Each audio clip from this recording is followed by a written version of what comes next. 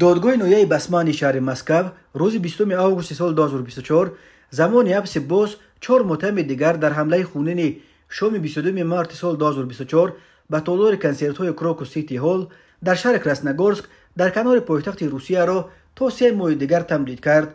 در آن حمله 145 نفر کشته شد. با اتهام دست داشتن در حمله کراکوس بیش از 20 نفر دستگیر شدند که اکثرا زادگان تاجیکستانند. تلگرام کانال دادگاه شهر مسکو خبر داد که دادگاه بسمانی روز 21 آگوست زمان حبس زادگان تاجیکستان اسماعیلوف اسرائیل و دو پسر او اسماعیلوف امینجان و اسماعیلوف دلاور، همچنین مولت حبس زاده اوش قرقیزستان قاسموف علیشیر برای 3 ماه دیگر یعنی تا 22 نوامبر سال 2024 تمدید کرد. هر چهار آنها بر اساس قسم 3 ماده 205 کودکس جنایتی به دست داشتن در عمل تروریستی که باعث هلاکت شماره زیاد مردم شده است ایفدار می شوند.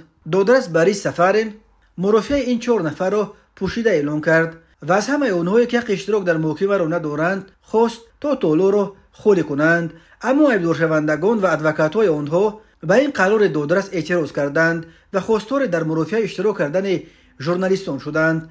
علیشیر قاسموف از جمله با آواز بلند با اشاره به ژورنالیستان و اهل جامعه گفت بگذار بدانند که ما بیگناهیم. علیشیر قاسموف به آن ایفدار می شود که خانه‌اش در ولایت مسکو را به فریدون شمس‌الدین به اجاره داده است و این مهاجر تاجیک که مقامات او را سرکرده تروریست‌ها می شمارد در آن خانه 2 تن شریکان خود را جای کرده است.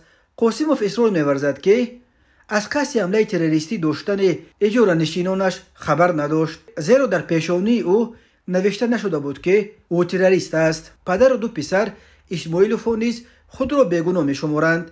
اسماعیلوف زاده تاجیکستانند ولی شهروند روسیه بوده در ولایت تور ثبت نام شدند. بنا به خبرها پسر خرده این خانواده دلاور اسماعیلوف صاحب رسمی همان ماشین رنگش سفید تمغه رنو بود که حملگران شام 22 مارس با آن ماشین به تالار کراکوس آمده بعد کشتن مردم از آنجا با همین ماشین فرار کردند. اسماعیلوف گفتند که فریدون شمس‌الدین این ماشین را از امینجان که شفر خواهر فریدون بود برای همچون تاکسی کار کردن گرفته بود و آنها از قصد حمله تروریستی داشتن او و شریکانش درک نداشتند. اسماعیلوف چندین بار از حکم حبس خود شکایت بردند اما بی نتیجه.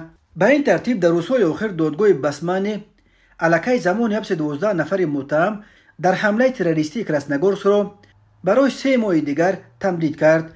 این دادگاه روز 16 آگوست زمان حبس 4 متهم اساسی در حمله خونین به تالار کنسرت‌های کراکوس رجب علیزاده سید اکرم، فیضوف محمد صابر، فریدون شمس‌الدین و دلیرجان میرزایف را و روز 19 آگوست زمان حبس لطف‌الله نظیرمت، جمعخان قربانوف، یعقوب جان یوسف زاده و محمد شریف زاده را که به کمک رساندن به عاملان اساسی حمله کراکوس ایفدار می شوند نیز تا 22 نوامبر سال 2024 تمدید کرده بود.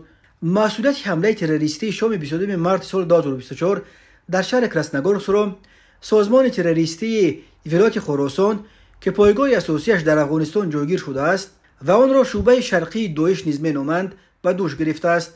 آن شام 4 حملهگر مسلح وارد تالارهای کنسرت‌های کراکوس سیتی هال شده ازدحام تماشابینان کنسرت را تیرباران کردند. در نتیجه 145 کس کشته شد. مقامات روسیه میگویند که در رابطه به این حمله بیش از 20 نفر را دستگیر کردند. قریب همه آنها زادگان تاجیکستانند.